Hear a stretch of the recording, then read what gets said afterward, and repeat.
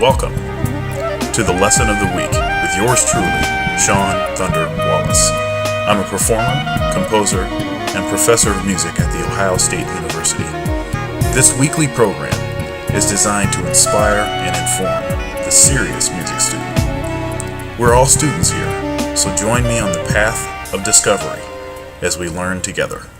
I can't help but relate a lot of stuff that I read and stuff that I'm dealing with that's related to other aspects of my life to music, because everything to me is like so holistic. Everything's the same stuff. But like the early church fathers would always talk about achieving a state of dispassion, and even like in Buddhism and other meditative type of religions, where people are talking, where there's a lot of meditation. In the early church, they talked about hesychasm, which means quietness, or with quietness. So it's kind of sitting around and not even saying anything, and just kind of trying to tune yourself into being able to hear. And sometimes we talk too much, and then plus the radio's on all the time, everything's happening all the time, so we never get a chance to actually listen to ourselves or just listen to what's going on. But this whole this passion, and that seems like different than when we're talking about in the U.S. and just in Western society, period. Everything's about passion and emotion. It's about, do you feel this? It's all about that. And if you can't feel it, it's not real. And so I think there's kind of a heightened emotionalism that goes with that, where a lot of times our rational mind takes the back seat to our feelings. A lot of times, but the whole thing about dispassion, or getting to a place of dispassion, is so that even when stuff isn't going the way you want it to, you can still make the right decisions, or make good decisions. So how can I say that better? And this is not about it's not a black and white thing. It's not about making the right decision or the wrong decision. It's about making contemplative decisions. Always making contemplative decisions, and not being controlled by your emotions, not being controlled by your passions. As a musician, sometimes I don't know, especially with younger players, you'll listen to somebody and it's they're controlled by their talent. You can kind of tell they're controlled by their talent, because they're playing a lot of stuff, and it's hard, and you can tell that it's hard for them to back off from that. Now, that doesn't mean that playing a lot of notes is categorically wrong, because I play a lot of notes. A lot of guys play a lot of notes. Michael Brecker played a lot of notes. Train played a lot of notes.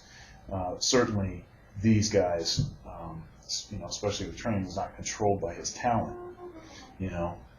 But when you listen to certain players, especially younger players, a lot of times it's like people are controlled by their gift, as opposed to them being in control, having reached a state of dispassion, so that they are in control and can use their gift whatever way they want to. They can go any direction at any point in time. They're not controlled by things like the audience clapping, or impressing people, or for the fact that they can do this. Yeah. It's like when we first learn how to do stuff, it's like, wow, see, I can do this, I can do this, I can do this, I can do this. It's, and sometimes, in some ways, it's like a little kid. It's like, watch this. Like, a kid learns how to jump, or a kid learns how to walk. The first time a toddler learns that they can run.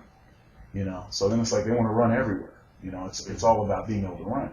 But then as the baby gets older, they realize, I don't know, I might be wasting some of my energy just running around all the time. So let me use it in spurts. Let me Let me use it when I need to use it, you know, and then, you know, calm down. But, you know, all of this is about it's all the same stuff, you know. And you're a disciplined guy. You're trying to be disciplined. You're trying to make good decisions. You've got a lot of stuff going on. You've been successful in practically everything you've tried to do.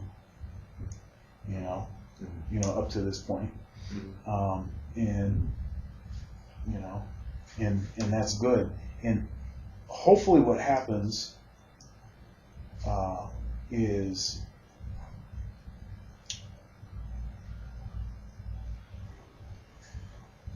so how can I say this? Hopefully, what happens in your life is that you'll face challenges that, and don't take this the wrong way, that you won't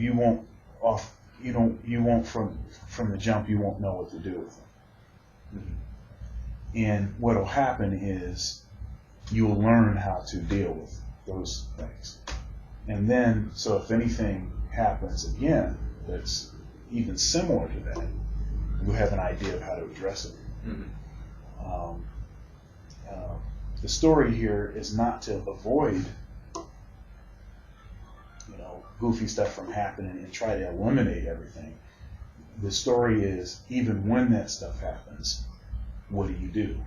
Mm-hmm. You know, and that's like the whole thing about growing up and being mature and experiencing different things, and being okay with having some setbacks at times, and constantly being willing to take a setback as an opportunity to come back stronger.